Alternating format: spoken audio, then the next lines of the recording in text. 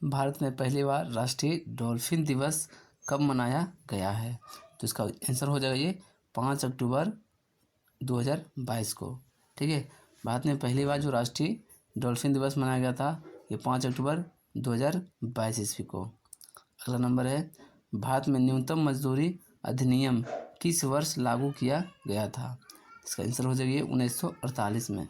1948 ईस्वी में भारत में न्यूनतम मजदूरी अधिनियम यह लागू किया गया था। ठीक है, चलिए अगला नंबर क्वेश्चन है, कबूतर, उल्लू, कौवा और मोर में किस पक्षी को शांति का प्रतीक माना जाता है? इसका आंसर हो जाएगा मोर। ठीक है, मोर को शांति का प्रतीक माना जाता है। अगला नंबर क्वेश्चन है, नर्मदा एवं ताप्ती नदियों के मध्य कौन सी पर्वत श्रेणी स्थित है? तो इसका आंसर हो जाएगा सतपुरा पर्वत श्रेणी। ठीक है, सतपुरा पर्वत श्रेणी है जो ये नर्मदा ताप्ती नदियों के मध्य में यह स्थित है। चलिए अगला नंबर क्वेश्चन है, ठीक है, दक्षिण अमेरिका के चौड़े वृक्ष रहित घास के मैदान को क्या कहा जाता है? उसका आंसर हो जाएगा पम्पास। ठीक है, पम्पास है जो दक्षिण अफ्रीका के चौड़े वृक्ष रहित घास मैदान को कहा जाता है। ठीक है, अगला नंबर क्वेश्चन है, भारतीय दलहन अनुसंधान संस्थान कहाँ पर अवस्थित है? इसका आंसर हो जाएगी कानपुर। ठीक है, भारतीय दलहन अनुसंधान संस्थान है जो यह कानपुर में यह स्थित है। अगला नंबर क्वेश्चन है, देखिए दोस्तों आज ये जो बताने जा रहे हैं ये टॉप 80 क्वेश्चन है। इससे पहले और वीडियो है, आप वहाँ से प्लेलिस्ट है वहाँ से आप देख सकते हैं टॉप क्वेश्चन। ये जो सभी क्वेश्चन है ये प्रीवियस ईयर क्वेश्चन है। ठीक है, एग्जाम में पूछा हुआ क्वेश्चन है सभी है। अगला नंबर है, भारत में अंग्रेजी शिक्षा को किसने शुरू किया था? तो ये लॉर्ड मैकाले। ठीक है, लॉर्ड मैकाले है जो ये भारत में अंग्रेजी शिक्षा की शुरुआत किया था। ठीक है, अगला नंबर है, भारत छोड़ो आंदोलन के समय कांग्रेस रेडियो का संचालन किसने किया था? इसका आंसर हो जाएगी उषा मेहता। ठीक है, भारत छोड़ो आंदोलन के समय ये कांग्रेस रेडियो के जो संचालन किया था ये उषा मेहता के द्वारा किया गया था। चलिए अगला नंबर यह है, ठीक है, दुल्हस्तन पावर स्टेशन किस नदी पर स्थित है? इसका आंसर हो जाएगी चेनाब नदी। ठीक है, दुल्हसी पावर स्टेशन है जो ये चेनाब नदी पर यह स्थित है। अगला है, जल के आयतन के आधार पर विश्व की सबसे बड़ी नदी कौन सी है? तो ये अमेजन नदी। ठीक है, चलिए अगला नंबर क्वेश्चन है, किस देश को दक्षिण अमेरिका महाद्वीप का प्रवेश द्वार कहा जाता है? तो इसका आंसर हो जाएगा वेनेजुएला। ठीक है, वेनेजुएला को दक्षिण अमेरिका के प्रवेश द्वार कहा जाता है वेनेजुएला को। ठीक है, वेनेजुएला है जो ये दक्षिण अमेरिका के प्रवेश द्वार है। अगला नंबर है, उत्तर प्रदेश का फिरोजाबाद किस प्रकार के उद्योग के लिए यह प्रसिद्ध है? तो इसका आंसर हो जाएगी शीशा उद्योग। ठीक है, शीशा उद्योग के लिए फिरोजाबाद यह प्रसिद्ध है। अगला नंबर क्वेश्चन है, कंप्यूटर को बनाने वाली फिजिकल कंपोनेंट्स को क्या कहते हैं? तो ये हार्डवेयर कहते हैं। ठीक है, अगला नंबर है, बच्चे में सूखा रोग तथा वयस्कों में ऑस्टियोपोरोसिस रोग किस विटामिन की कमी के कारण होता है? तो ये विटामिन सी के कमी के कारण होता है बच्चे में सूखा रोग। ठीक है, चलिए अगला नंबर एक क्वेश्चन है, एक विद्युत सर्किट में किसी फ्यूज तार का उपयोग किसके लिए किया जाता है? तो इसका आंसर हो जाएगा ये सर्किट में प्रवाहित होने वाली अधिक विद्युत धारा को रोकने के लिए। अगला नंबर है, डांफा वन्यजीव अभयारण्य किस भारतीय राज्य में स्थित है? तो ये मिजोरम में यह स्थित है। डांफा वन्यजीव अभयारण्य भारत के मिजोरम राज्य में यह स्थित है। अगला नंबर है, संयुक्त राष्ट्र संघ सुरक्षा परिषद में कुल कितने अस्थायी सदस्य हैं? तो ये हो गया इसका आंसर 5। ठीक है, 5 है जो यह कुल अस्थायी अध्यक्ष है। ठीक है, सदस्य हैं, और जो अस्थायी सदस्य हैं टोटल इसमें 10 हो जाते हैं। ठीक है, टोटल जो सदस्य है वो 15 सदस्य, जिसमें से 5 अस्थाई है और 10 है जो अस्थाई है। ठीक है, चलिए अगला नंबर है 42वें संविधान संशोधन अधिनियम द्वारा वर्ष 1985 में कौन सी अनुसूची को भारतीय संविधान में जोड़ा गया है? तो ये हो गया 10वीं अनुसूची। ठीक है, चलिए अगला नंबर है भारतीय संविधान का कौन सा अनुच्छेद राष्ट्रपति के पद के लिए पुनः निर्वाचन की योग्यता निर्धारित करती है? तो अनुच्छेद 57। ठीक है, अनुच्छेद 57 में यह राष्ट्रपति पद के लिए पुनः निर्वाचन का यह निर्धारित की गई है, अनुच्छेद 57 में। वर्ष 1906 में किसने कलकत्ता कांग्रेस अधिवेशन की अध्यक्षता की थी? तो ये दादा भाई नौरोजी के द्वारा ये कलकत्ता कांग्रेस अधिवेशन की अध्यक्षता की गई थी 1906 ईस्वी में।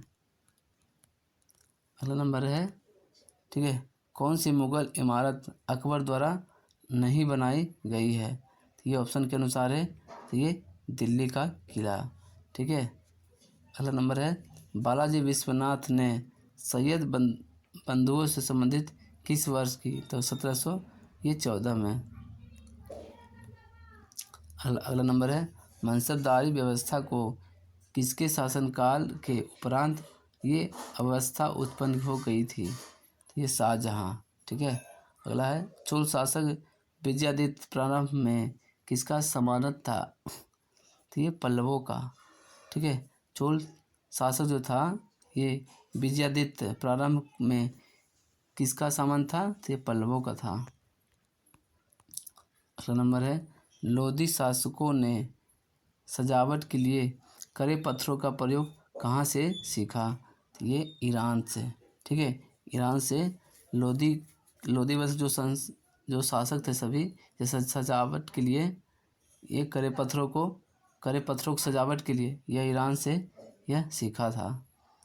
किस शासक को बाजीराव प्रथम ने हराकर दक्षिण में मराठों का सर्वोच्चता स्थापित की? तो ये आसफ जाह निजामुल्क। ठीक है, चलिए अगला नंबर यह है कूच बिहार के किस शासक की सेना ने 1657 ईस्वी में मुगल क्षेत्र में प्रवेश किया?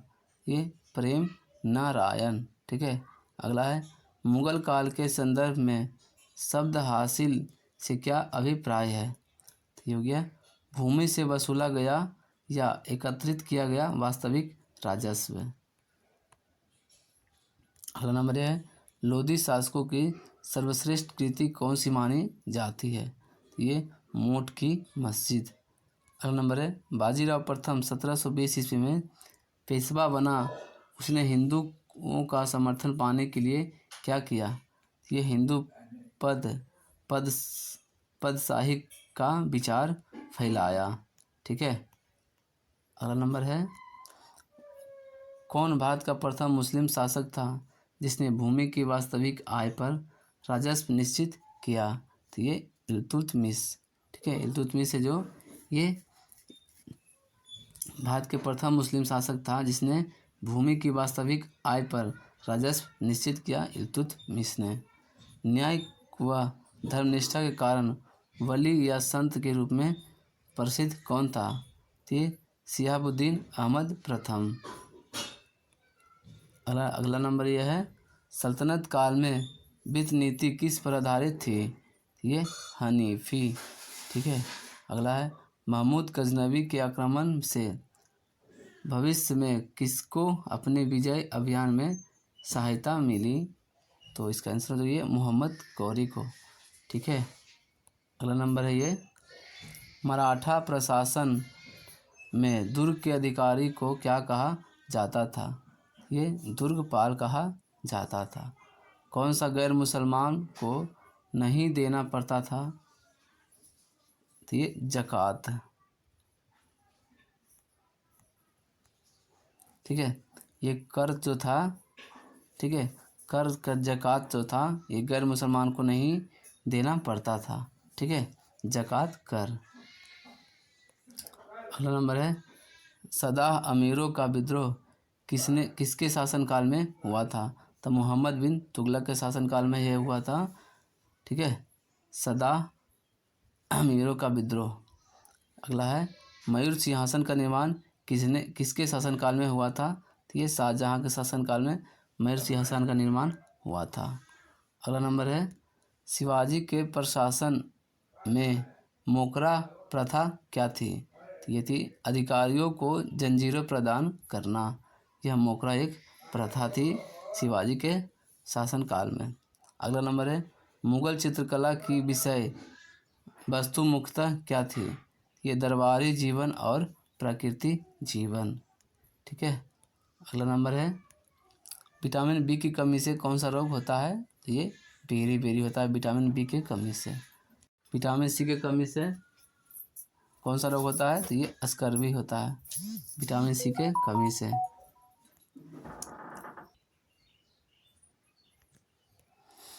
अगला नंबर है, ठीक है, विटामिन डी की कमी से, तो ये रिकेटस हो गया। विटामिन की कमी से खून का थक्का नहीं जमता है, तो विटामिन के की कमी से खून की थक्का नहीं जमता है। और अगला नंबर है, विटामिन ई की कमी से कौन सा रोग होता है? तो ये बांझपन होता है विटामिन ई के कमी से। विटामिन सी का रासायनिक नाम क्या है? तो ये स्कर्विक अम्ल हो गया विटामिन सी का रासायनिक नाम है। अगला नंबर है, वसा में घुलनशील विटामिन कौन सी है? तो ये ए और ई है जो ये वसा में घुलनशील विटामिन है। अगला है, साधारण नमक का रासायनिक नाम क्या है? तो NaCl सोडियम क्लोराइड है जो साधारण नमक का यह रासायनिक नाम है। अगला नंबर है, हंसने वाली गैस का रासायनिक नाम क्या है? तो नाइट्रस ऑक्साइड जिसको बोलते हैं N2O। अगला है, धावन सोडा का रासायनिक नाम? तो ये सोडियम कार्बोनेट। ठीक है, सोडियम कार्बोनेट है जो धावन सोडा का यह रासायनिक नाम है, यानी कि धोने वाला, कपड़ा धोने वाला सोडा। पीतल है जो किन दो धातुओं का मिश्रण है? ये तांबा और जस्ता। ठीक है, तांबा और जस्ता है जो ये पीतल जो बनता है, तांबा और जस्ता मिलकर पीतल बनता है। ठीक है, कैल्सीफिरोल किस विटामिन के रासायनिक नाम है? विटामिन डी का जो रासायनिक नाम है कैल्सीफिरोल। चलिए अगला है, नेत्रदान में नेत्र के किस भाग का दान किया जाता है? तो ये कॉर्निया। ठीक है, नेत्रदान में नेत्र का कॉर्निया भाग है जो यह दान किया जाता है। विटामिन में कोबाल्ट होता है, ये विटामिन B12 में कोबाल्ट होता है। ठीक है। अगला है, कोशिका का पावर हाउस किसे कहा जाता है? ये माइटोकॉन्ड्रिया को कोशिका का पावर हाउस कहा जाता है। लाल रक्त कणिकाओं का निर्माण हमारे शरीर में किस भाग में होता है? तो ये अस्थि मज्जा में होता है, यानी कि बोन मैरो में। अगला है, राष्ट्रीय विज्ञान दिवस कब मनाया जाता है? तो ये 28 फरवरी को राष्ट्रीय विज्ञान दिवस मनाया जाता है। ब्लड प्रेशर मापने के लिए किस यंत्र का प्रयोग किया जाता है? तो ये स्फिग्नोमेनोमीटर। ठीक है, स्फिग्नोमेनोमीटर से ब्लड प्रेशर को मापा जाता है। अगला है, कंप्यूटर का परमानेंट मेमोरी क्या कहलाती है? तो ये रोम जिसको बोलते हैं रीड ओनली मेमोरी। अगला है, किस अधिवेशन में कांग्रेस उदारवादी और उग्रवादी नामक दो दलों में विभाजित हो गई थी? तो ये 1907 के सूरत अधिवेशन में। ठीक है। अगला नंबर है, तंजौर का बृहदेश्वर मंदिर किसने बनवाया था? तो ये राजा प्रथम चोल ने बनवाया था तंजौर का बृहदेश्वर मंदिर। अगला है, मुगल सम्राट अकबर का जन्म कहाँ हुआ था? तो ये अमरकोट के दुर्ग में हुआ था। ठीक है। अगला नंबर है, साइमन कमीशन भारत यात्रा पर कब आया था? तो ये 1928 में आया था। ठीक है, सैंडर्स की हत्या किसने की थी? तो ये सरदार भगत सिंह ने की थी। अगला है, सांकेतिक मुद्रा का चलन किसने किया था? मोहम्मद बिन तुगलक ने सांकेतिक मुद्रा का चलन किया था। सहायक संधि प्रणाली का जनक कौन थे? तो लॉर्ड बेलेजली थे। अगला है, सहायक संधि को सुनिश्चित एवं व्यापक स्वरूप किसने प्रदान किया? लॉर्ड बेलेजली ने किया। सल्तनत काल में भूराजस्व का सर्वोच्च ग्रामीण अधिकारी कौन था? तो ये चौधरी था। ठीक है, इसको बोलते थे मुकदमा या खत बोलते थे। अगला है सलहर के युद्ध में मुगल सेना को किसने हराया था? तो ये छत्रपति शिवाजी महाराज ने हराया था। सलहर का युद्ध कब हुआ था? तो ये 1672 में हुआ था सलहर का युद्ध। ठीक है, सलहर का युद्ध जो हुआ था मुगल और शिवाजी के बीच में हुआ था। ठीक है, अगला है सर्वप्रथम लौह इस्पात उद्योग की स्थापना कहाँ हुई थी? तो ये बिहार में हुई थी। सर्वप्रथम लोहा इस्पात की जो स्थापना हुई थी ये बिहार राज्य में हुई थी। सर्वप्रथम जजिया कर लगाने का श्रेय किसे जाता है? तो मोहम्मद बिन कासिम को जाता है जजिया कर लगाने का श्रेय। अगला है ये विजयनगर साम्राज्य में सैनिक विभाग को किस नाम से जाना जाता था? तो ये कदाचार के नाम से। विजयनगर साम्राज्य के अवशेष कहाँ प्राप्त हुए थे? तो ये हम्पी, जो कर्नाटक राज्य में यह पड़ता है, हम्पी। अगला है विजयनगर साम्राज्य के स्थापना कब और किसने की थी? ये हुई थी 1336 ईस्वी में हरिहर एवं बुक्का के द्वारा यह किया गया था विजयनगर साम्राज्य के स्थापना। अगला है विजयनगर साम्राज्य की वित्तीय विशेषता क्या थी? तो ये भू राजस्व थी। ठीक है, चलिए अगला है विजयनगर साम्राज्य का सबसे प्रभावशाली शासक कौन था? तो ये राजा कृष्णदेव राय। विजयनगर साम्राज्य का पहला वंश संगम के नाम से क्यों जाना जाता था? हरिहर एवं बुक्का के पिता का नाम संगम था इसलिए। ठीक है, अगला है विजयनगर साम्राज्य में कौन सा स्थान ये गलीचा निर्माण के लिए प्रसिद्ध था? ये कालीकट। विजयनगर के किस शासक को अंध पितामह कहा जाता था? तो ये राजा कृष्णदेव राय को। चलिए अगला है विजयनगर की मुद्रा का नाम क्या था? तो ये पेगोड़ा। ठीक है, विजयनगर की मुद्रा का नाम पेगोड़ा था। विजयनगर किस नदी के तट पर स्थित है? ये तुंगभद्रा नदी के तट पर यह विजयनगर है स्थित। ठीक है, अगला है भारत के संविधान में भारत को किस रूप से वर्णित किया गया है? तो राज्यों का संघ। संघ लोक सेवा आयोग के सदस्यों की नियुक्ति किसके द्वारा की जाती है? ये राष्ट्रपति के द्वारा की जाती है। ठीक है, यूपीएससी सदस्यों की नियुक्ति। अगला है राष्ट्रपति अपना त्यागपत्र किसे प्रस्तुत करता है? तो ये उपराष्ट्रपति को। भारत के अटॉर्नी जनरल की नियुक्ति कौन करता है? ये भारत के राष्ट्रपति करता है। ठीक है, अगला है भारत में सार्वभौम वयस्क मताधिकार किसके द्वारा प्रदान किया जाता है? भारत के संविधान के द्वारा किया जाता है। ठीक है, जब संविधान के अतिक्रमण के लिए राष्ट्रपति पर महाभियोग चलाना हो तो आरोप किसके द्वारा लगाया जाएगा? तो ये संसद के किसी भी सदन के द्वारा यह आरोप लगाया जाएगा राष्ट्रपति पर महाभियोग लगाने के लिए। चलिए अगला नंबर है भारत में संसदीय ढांचे में दो अस्थायी सदनों का नाम बताएं। लोकसभा और विधानसभा। ठीक है, अगला है भारतीय संविधान के अनुसार कौन सा युद्ध की घोषणा करने अथवा शांति की स्थापना करने के लिए वैधानिक रूप सक्षम है?